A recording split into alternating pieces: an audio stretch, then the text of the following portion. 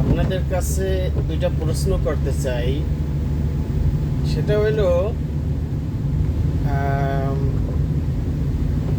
জামাতে ইসলামের আমির যদি জাসদ ছাত্রলীগের কর্মী হইতে পারে, তাহলে তো কোনো এক সময় তো সেনাবাহিনীর প্রধান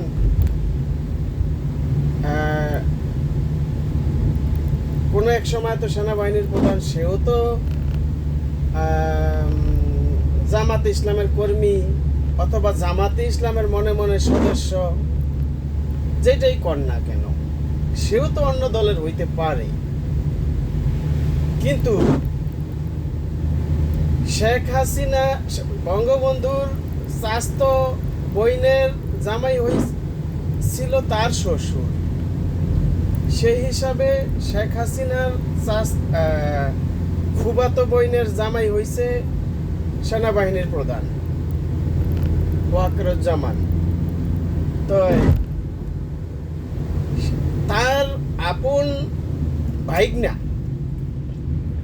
আন্দালুর রহমান পার্থ এবং তাদের আরো আত্মীয় স্বজন আছে, যা তারা আওয়ামী লীগের এই কর্মকাণ্ড বা আওয়ামী লীগকে পছন্দ করে না। এখন যদি আন্দালুর রহমান পার্থর এই পজিশন হইতে পারে, তাইলে সেনাবাহিনীর প্রধান যে তার এত বিশ্বাসতা, এত ঘনিষ্ঠ কিভাবে হইল, আর শেখ হাসিনা কিভাবেই বুঝতে পারলো যে সে তার সমর্থন করবে। শেখ হাসিনার ব্যাপার হইল, শেখ হাসিনার অনেক কিছু ভুল আছে, এই ভুলের কারণেই আজকে এই পতন।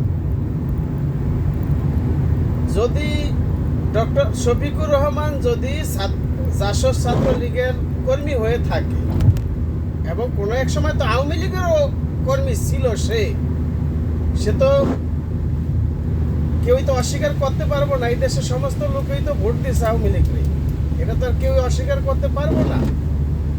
কিন্তু তারপরে আস্তে আস্তে তাদের কার্যকলাপে সমস্ত লোক দূরে সরিয়ে গেছে। কিন্তু আমার প্রশ্ন হয়েছে যে শেখ হাসিনায় এতটাই তার গোয়েন্দা এতটাই দুর্বল যে মেজর জেনারেল ওয়াকারুজ্জামান সে কোন দলের কোন সাপোর্টার সে কি বুঝতে পারলো না? অবশ্যই সে শেখ হাসিনার দলের না, আওয়ামী লীগের দলের না। শেখ হাসিনা যতই ভাবুক সে আমার আত্মীয়। আরে তোর আত্মীয় তো আন্দালুর রহমান পার্থ, এর থেকে তো তার থেকে তো বিশ্বাসতা বেশি ছিল গোলাম মাওলা রনি। তারাও তো তার আওয়ামী লীগের জন্য এখনো কান্দে, তারাও এখনো কান্দে। প্রশ্ন হয়েছে যে ফুফাতো বোন, চাচাতো ফুফাতো বোনের জামাই, ফুবাই নাইলে তো আওয়ামী লীগ করছে, ফুবু নাইলে আওয়ামী লীগ করছে, তোদের দলের ভালো জানছে, ফুফাতো বইনে নাইলে আওয়ামী লীগ করছে। কিন্তু তার স্বামী যে আওয়ামী লীগ করবো, তার স্বামী যে আওয়ামী লীগের ভালোবাসবো, এটা শেখ হাসিনা কিভাবে বিশ্বাস করলো আমি এটা বুঝতে পারলাম না।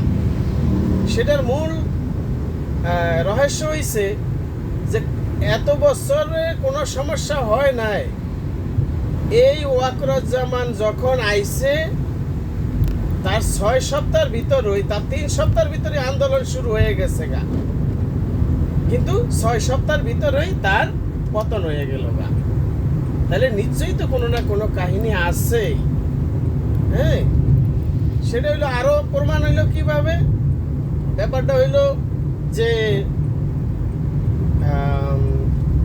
একজন ছাত্রলীগের কর্মী ছিল, ছাত্রলীগের ঢাকা বিশ্ববিদ্যালয় ছাত্রলীগের নামদারি দিয়া সে তাদের সমর্থনে ছাত্রছায়া এতদিন চলছে। হঠাৎ করিয়া সে শিবিরের নেতা হয়ে গেল। কিভাবে হইল? এখন সেনাবাহিনীর প্রধান, সেনাবাহিনীর ভিতরে যত লোক আছে, তারা জামাত যখন নিষিদ্ধ করছে তখন তাদের তো কোনো না কোনো ভাবে তাদের তো পড়াশোনা, তাদের তো কোনো না কোনো ভাবে দেশে থাকতে হইব, বা দেশের বর্তমান যে পজিশন শুরু হয়েছে যে দেশের আওয়ামী লীগের কথা না কইলেই চলা মুশকিল। ওই হিসাবে তো আওয়ামী লীগের নাম দিয়েই তাদের থাকতে হইব। এক, 2 নাম্বার কোনো না কোনো কাম আদায় করতে হবে।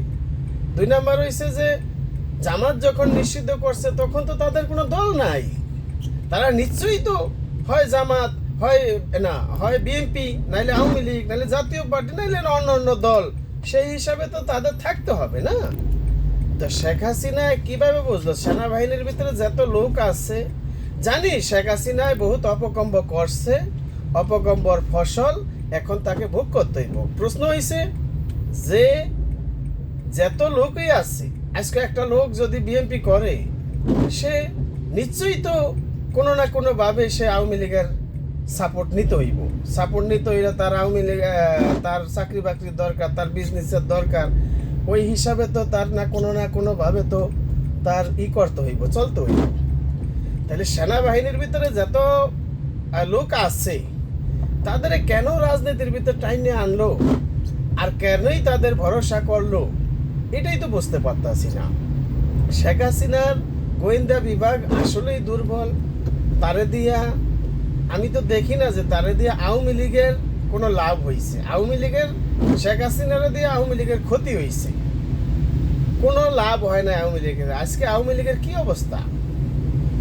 1975-এর পরে আওয়ামী লীগ বিলুপ্ত হয়ে গেছে। বিলুপ্ত হয়ে গেছে তখন বাধ্যতামূলকভাবে শেখ মুজিবুর রহমান সে বাকশাল করতে বাধ্য হয়েছে, ঠিক আছে? এর পরে বর্তমান যে আওয়ামী লীগ, এই যে 2024 সালে আওয়ামী লীগ আবারও বিলুপ্তর পথে। এখন এই যে তাদের দল, তারা নিজের হাত দিয়ে নিজেরা ধ্বংস করে দিল, কিন্তু সাধারণ কর্মীদের কি হবে? আমরা তো 2 পয়সা কারো থেকে খাই নাই।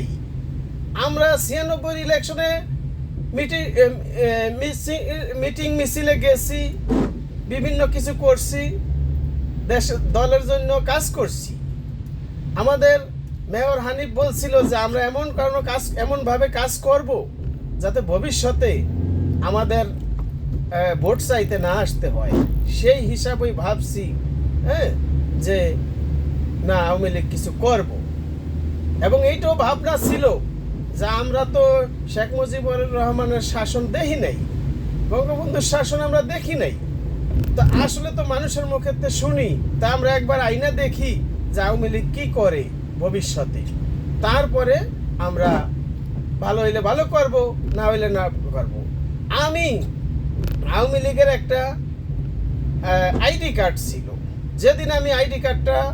যেদিন আমি ভোটটা দিয়েছি 96 সালের 12 জুনে, সেদিন আমি এই আইডি কার্ডটা পানিতে ফেলাই দিছি। কেন? যে আমি আর এই রাজনীতির ভিতরে এর ভিতরে আর এইসব বিষয়ে আলোচনা মানুষের সাথে করব না। যখন দেখছি যে ভালো করলে ভালো করব, খারাপ করলে খারাপ করব, সেটা তাদের ভোগবো। কিন্তু যখন 96-তে ক্ষমতা এসে পরে ভালোই করছে, খারাপ কিছু করে নাই। কিন্তু এরপরে যাই করছে যে সেনাবাহিনীর কথা বলতে আইছি, যে সেনাবাহিনীর ব্যাপারটা হলো কিভাবে বিশ্বাস করলো যে এই সেনাবাহিনীর প্রধান, তার দলের সমর্থন, তার গুণ গাইব। আসলে গোয়েন্দা বিভাগের থেকে শেখ হাসিনার আওয়ামী লীগের যে বিশেষজ্ঞরা আছে, একটু চিন্তা ভাবনা করা দরকার যে আসলেই ভুলটা কোথায় হয়েছে।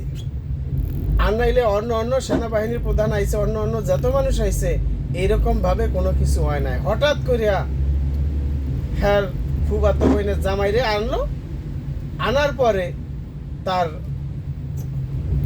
পতন মিছিল শুরু হয়ে গেছে গা। 2 সপ্তাহ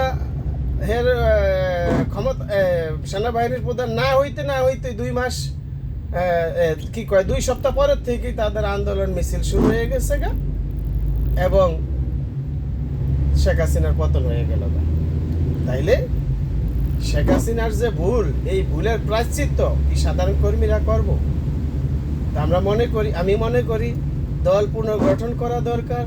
দল যদি পুনর্গঠন করে ইনশাল্লাহ আবারও আওয়ামী লীগের চান্স আছে। আর যদি দল পুনর্গঠন না করে এইভাবেই বসে থাকে তাহলে আওয়ামী লীগের আর কোনো সম্ভাবনা নাই।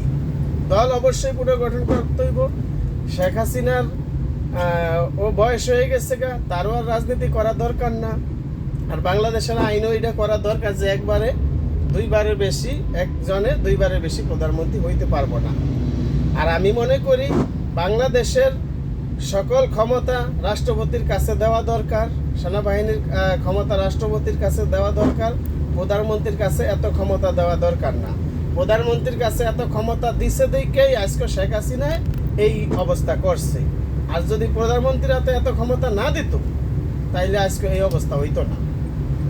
এখন যাই হোক, আমি মনে করি সকল ক্ষমতা রাষ্ট্রপতির কাছে দেওয়া দরকার। সাধারণ পুলিশের যে ক্ষমতাটা আছে এই ক্ষমতাটা প্রধানমন্ত্রীর কাছে দেওয়া দরকার। আর সেনাবাহিনীর ক্ষমতাটা, তিন বাহিনীর ক্ষমতা, এটা রাষ্ট্রপতির কাছে থাকা দরকার। তাহলেই দেশের জন্য ভালো হবে। আর আর এটাই সবচেয়ে ভালো হইব। এছাড়া কোনো অন্য পথ বাংলাদেশে নাই, ঠিক আছে না? আর এই আইনটা করে দিলেই সবচেয়ে ভালো হবে যে নির্বাচনে যদি কোনো পুলিং অফিসার, যদি কোনো নির্বাচন কমিশনার কোনো রকম কোনো দুষ্টামি, কোনো রকম দুষ্ট পথে যাওয়ার চেষ্টা করে তাইলে তার হাত কাইটা দেওয়া হবে, বা তার এরকম একটা আইন দরকার যে তার হাত কাইটা দেওয়া হবে। আর না হলে তার যাবজ্জীবন জেল হবে। আর না হয়তো